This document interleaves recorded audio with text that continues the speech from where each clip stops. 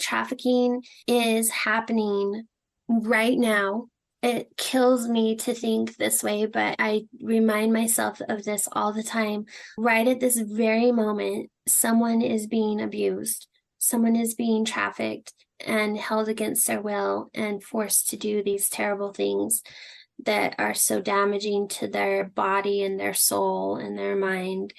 Is happening right now, and it could be happening to your neighbor, it could be happening to your niece, it could be happening to anybody that you know. Like, it's very possible that you just don't know that this is happening. The IamOnWatch.org, the training, if people could please take the training, because it shows real situations with survivors' stories. And it tells the signs that could have been seen and where people could have intervened. Has your life, your dreams been interrupted? Good news. It is possible to reinvent our lives. People are doing it every day, and some are brave enough to share the struggles, disappointments, and challenges. If you are looking for a new beginning, a do-over, or to rediscover your passion, maybe even find a new one, then grab a cup of coffee and let's talk. Interrupted, Act 2, Reinventing Your Legacy, with your host, Coach Laurie. Julie Whitehead. She is the author of Shadowed, How I Became the Sex-Trafficked Mother Next Door. Julie, thank you so much for being on the show. Thank you so much for having me. I absolutely love you and love to be on your show. I am so impressed with your story because you are so willing to share it, and it's not an easy story. And so you started out by working with a foundation and creating modules on how to raise awareness. And now you've written a book. I always like to start with where your life is now. I love it that we talked about this a little bit because it would be really fun to go, I have a fabulous life, but life is still hard. But tell us about your life and what you're doing now to help this cause. I definitely feel like I'm still in the very middle of my healing process. Like, I have not come through it and come out the other side yet. I'm definitely in the middle somewhere. I spend a lot of time in therapy, almost 6 days a week, which is a lot. In between therapy, I try to work with this foundation called the Malou Foundation, and they were really instrumental in me feeling like I could come home from Boston, which was where I was in treatment for 6 years almost. When I learned about them, I felt like, oh, that's amazing. There's a force for good in Utah where I live, and there's this army of people trying to fight sex trafficking and exploitation. And I just felt like, okay, I can go home and exist with knowing there's this army here to help. And so I've been working with them. Mostly I just share my story, try to build awareness. I think that's my number one goal with everything I've done so far, is to build awareness around sex trafficking in particular, but also other abuses, domestic violence, childhood sexual abuse, any type of exploitation.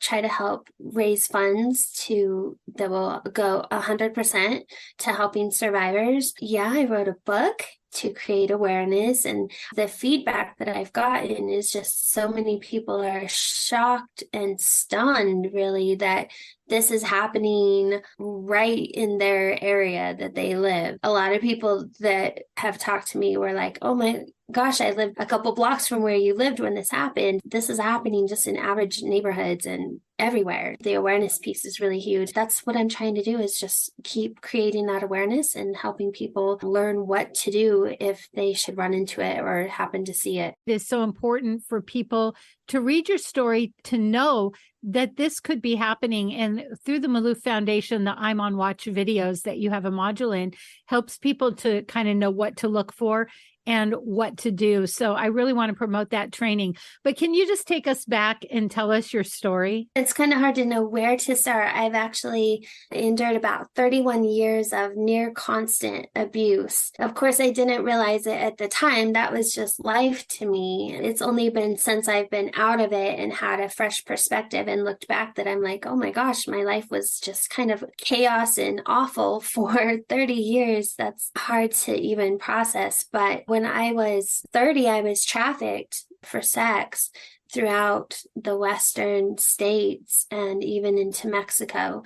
He showed up in the form of a father of one of my preschool students. So who would ever guess? Seemed like a really nice guy, like a normal guy. I was going through a really bad divorce with my ex-husband, who I had been married to for almost 12 years. That relationship was abusive. He got arrested for domestic violence, and this father from the preschool came in and filled the gap. And he was like, I'll be here for you. I know that you're going through some hard times. Just felt like really almost a guardian angel that had just plopped down in my life and was all of a sudden there and was helping me feel safe when my ex-husband was still stalking me, even though I had a protective order. Just felt like this amazing person, and oh, how quickly he changed after he got comfortable with me. I got comfortable with him for a couple of weeks, and then it just flipped. He became so abusive and controlling, and I ended up having to take these trips, is what he called them, to different states where he would traffic me. And I didn't know what was happening to me. I used to say, like, why are you sharing me with people? And he would laugh in my face, and he's like, yeah, I'm sharing you with people. But I didn't have the words for sex trafficking. I didn't even really know what that was. That's a big reason, too, that I want to create awareness, is that I myself, a victim of it, was in the middle of it and didn't even know what it was. We really have a long way to go in realizing that this is going on out there and what it looks like, what it actually looks like. Prior to that happening, I was in that abusive relationship for about 12 years. When I was a kid, I was sexually abused by my father. And I mentioned those things. They're all kind of separate abuses, but it all kind of ties in together. The thing to note is that the more abuse that you have, or the different forms of abuse that you have, create vulnerabilities in you. So like my childhood abuse created vulnerabilities that then I was more susceptible to be in a bad marriage, an abusive relationship. And that made me more susceptible to being trafficked. And so, yeah, it's just kind of a terrible road that it led me down. I love it that you are so open that you didn't know what it was, because I've worked with homeless women, and often they've said, do I have kick me written on my forehead? And I would say to them, oh, honey, you do, because you don't know how to love yourself because of that patterning and the early abuse. One thing that people will say a lot when someone's in domestic violence, why don't they just leave? Can you talk about that? It's funny, almost in a terrible way. When I was in that relationship, there were movies that came out. One I remember in particular with Jennifer Lopez, I think it was called Enough. I would always be on the couch like screaming, leave, why don't you leave? What's wrong with you? And here I was in the middle of it. So it's so ironic. It's kind of like a subtle thing. I don't know. It's not really even that subtle, because mine was pretty obvious. But you're in a relationship, you've built a family with this person, you have children.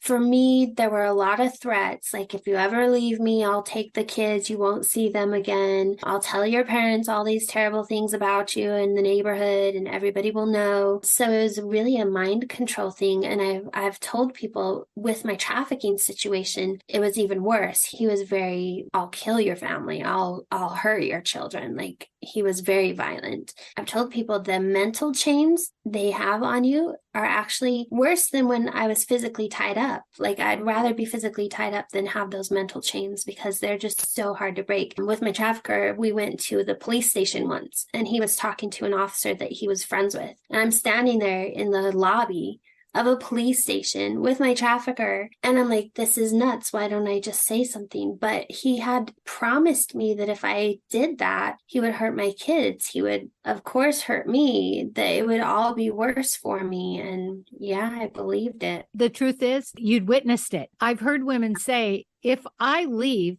he will do this. And people are like, no, he won't. But you don't know that, because you have witnessed the horrendous things. That's what outsiders that want to step in and say, oh, just do this, they don't understand. There really is a level of fear there because of what you have witnessed. They're not idle threats. Yeah, exactly. I saw my trafficker beat a woman up. I saw a little bit of him hitting her. So he was left alone with this other woman.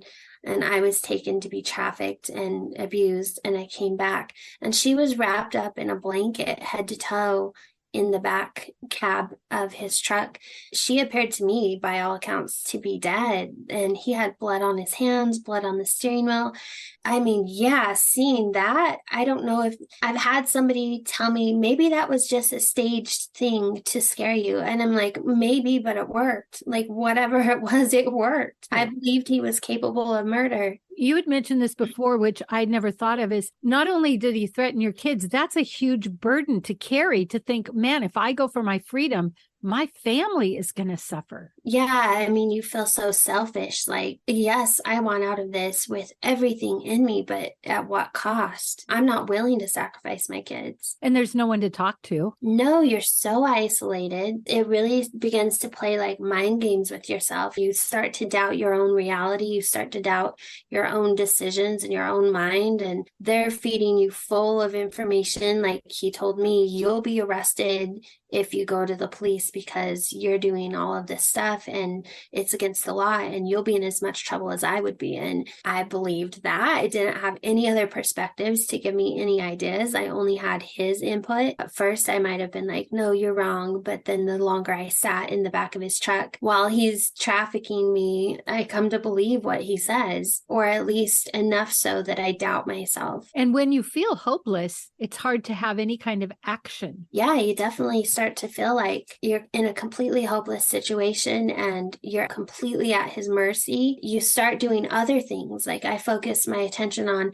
how do I keep him happy with me so that he doesn't. My biggest fear was not that he would take me somewhere because that was a given, but that he would leave me somewhere. That was a horrifying prospect to me. I knew him. I knew what he was capable of. That was scary enough, but I felt like, I guess the known enemy is less scary than the unknown enemy. I was so terrified that he wouldn't come back that I would actually, it's really twisted, but after I would be abused and he would walk back into the room to come collect me, I was relieved. I'm like, oh, there he is. Thankfully, he can take me home. This is the man that brought me there. Like, that's so messed up, but it just messes with your mind. When I think about how you as an adult could barely process it, think about these children that can't make sense of it. And we know that there are kids living in their own home being trafficked and their parents have no clue. Yeah, there are. There's many of them. And people would think, well, just go tell your parents. But the mind games are they're experts at what they do. They don't choose the really confident child that's going to do that and report everything to their parent. They know what they're looking for. I always say the wounded gazelle. That term is just so perfect because my trafficker chose me because I had just come out of a broken, damaged, abusive relationship for 12 years. I'm sure he didn't know right off that I had been abused as a child, but he probably had his suspicions. He knew what he was looking for. I was the perfect victim. These children are no different. They're going to pick the child that maybe is withdrawn or has some sort of trauma or something going on in their lives. These aren't the kids that are going to stick up for themselves, typically. And that's why it's so important for our communities to be watching out. Your story amazes me that you were brave enough to tell somebody you needed help after people had driven by, witnessed him hurting you on the freeway, dragging you by the hair, never stop. Can you tell us about how you got rescued? It's really just happenstance. A lot of factors came into it. I was feeling it was completely hopeless. Coach Laurie here. I am not anti-aging. I am all about aging gracefully. Did you know we stop making collagen at a certain age? And did you know powdered collagen has to go through your whole digestive system? So I am a big fan of Glow Liquid Collagen. It helps me age gracefully, inside and out. To order, check the link below. By the way, if you order two at the same time, free shipping. Or if you would like to be an affiliate, make a little extra cash, click the affiliate link.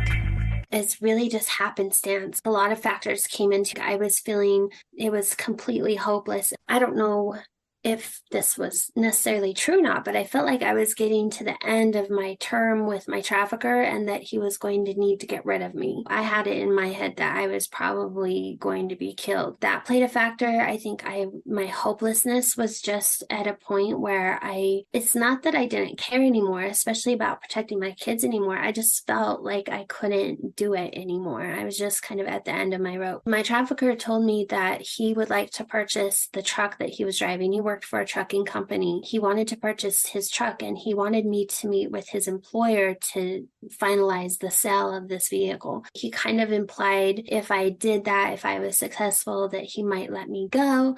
I don't know how much I believed him on that, but it gave me a little pearl of hope. I didn't really have a choice. He told me I was doing it, and so I was.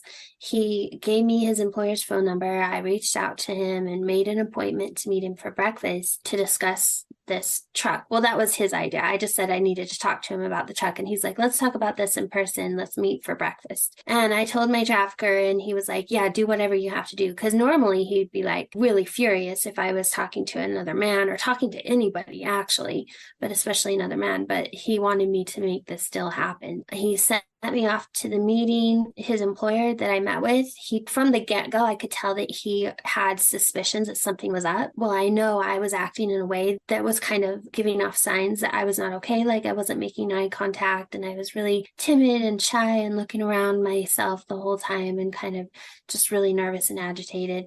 We talked for a little bit. He tried to put me at ease, and then he finally just said, what's really going on? I don't really believe your story. I don't think that this is all on the up and up. Like, tell me what's happening. And I was so blown away. I wasn't prepared for that. For some reason, I let my guard down enough. I started crying, and he's like, okay, really, tell me what's going on. And I couldn't tell him everything. There was no way I could get myself to do that. But I did say I was in an abusive relationship with his employee, which we were never in a relationship, but that's just kind of the only way I knew how to describe it. He said, well, is it dangerous? Do you need help? And I shook my head yes. And he's like, okay, I'm going to be by your side. Like, I'm going to help you get out of this, and we're going to get you free and safe. That is the start of how I got free. And I'm sure there were other people that saw me that had that same gut feeling, but they didn't do anything about it. And I don't blame them, because I've probably had that gut feeling before too and haven't done anything. If you don't know what to do, you don't know what to do. He's my husband now, the man that rescued me. He hadn't been through any formal training or anything, but he just followed his gut. Yeah, he just followed his gut and knew that something was wrong and took action to help me. And that's how I got free. What was the next few hours like? Yeah, it was really tense, super tense. I've never been so nervous in my life. I left the meeting with, his name is Barry. Left that meeting with him, and he had said, I'm going to tell your trafficker that the deal is off. I'm not going to let him buy the truck, because the $6,000 down payment was something I had collected from my parents, which in itself was a whole long story because I was not speaking to them. So he said, I'll tell him that I'm not accepting the money because it doesn't come from him. I was so scared because I didn't know what the consequences would be. Is my trafficker going to blame me? What will he do to me because of this and the people I love? Somehow Barry was influential enough and kind of intimidating enough to my trafficker when he told him that he didn't accept the payment and that he wasn't going to sell him the truck. The trafficker blamed him and not me, which was so just lucky. My trafficker came home. He had gotten me an apartment that I was living in that was under his name because I had left my ex-husband, so I didn't have anywhere to stay. So my trafficker got me an apartment. He came to the apartment that night and he's like, no, the deal's off. He won't sell it to me. And he didn't blame me, which was amazing. But he did find out a couple days later that Barry was helping me. Barry's idea was that we would move me from the apartment quickly as possible. And I actually slept on Barry's couch for a few nights so that he knew I was safe. So yeah, it was really complicated. We moved out of the apartment. I actually moved in with my parents for short term. That wasn't really the healthiest, but it was safer. Even after Barry and I got married and we were living, of course, in our house together, my trafficker still stalked me for 3 years. I had to get 2 stalking injunctions with a civil and a criminal against him. And it worked. Like, he was stalking me. He was keeping the pressure on me. He would show up at places. I'd be at the store and there he'd be on the aisle across from me. And I'd just be absolutely terrified and have to ask the managers to walk me to my car. He kept me in fear for a good 3 years, trying to keep the pressure on so that I didn't tell the story. And it worked. I didn't tell the story. I just said that I had been in an abusive relationship with him. I didn't tell Barry that I had been trafficked. Well, I didn't have the words that I had been trafficked until I went through therapy. And that's where that kind of all came out. So how long after that did you end up getting in therapy? I married Barry in June. I got free from my trafficker in March. I married Barry in June. He stalked us for 3 years, but I call it my best life for 5 years. Like, it's really sad. For most people, it would have been the worst time of their life because I was fighting against my trafficker for stalking and being scared all the time. And I was in a horrible, my lawyer told me the worst they'd ever seen custody battle for my kids, because I had actually lost custody of them during my trafficking situation for a year. And so I was trying to get them back. But despite all of that, I lived like what was my best life. I was finally free of abusers. Like, I hadn't been free of abusers ever. Life was the best it had ever been. I was with Barry and he was loving and kind and protective. 5 years into it, I started getting so sick, just having like all these symptoms. I'd go to doctors and they'd say, I'm so sorry to tell you this, but you have all the signs and symptoms of colon cancer or stomach cancer or MS, or I can't remember all of the diagnosis. And then they'd run all their invasive tests and come out to find that I was fine. So it became very apparent to us that it was in my mind, like not in my mind, but in my psychology and my emotional well-being, my mental state that needed the help and the therapy. And so that's when I finally went. Wow. From all that you've been through. I just see you so brave on so many levels, asking for help and then going to counseling, because often that's hard. Like, I've made it through. Now you want me to go to counseling? Yeah, counseling was hard. I mean, I'm still in it. It's the hardest thing I've ever done. I know it sounds really weird, but I say that it's harder than actually surviving the abuse and the trauma itself. Because when I was being trafficked, I had two choices: give in or survive. My choice was always to fight and survive. I did whatever it took to do that. And that was my sole goal, is to survive. In therapy, you finally come out of the abuse. Like you say, now you want me to go back and remember it in detail? Like, that sounds horrible. And it was horrible. It is horrible still, but it's the only way through it. Like, that is the way to go right through the middle of the trauma. And there's a lot of ways to try to go around the corner or around the edges of it. They don't work, at least not for me. They didn't work. I just kept being sucked down and pulled down emotionally and mentally. Going right through the middle is the only thing. That's what I needed to do. It's been hard. I've never really felt like it was a defeat to go into therapy, but I definitely feel like it set me back.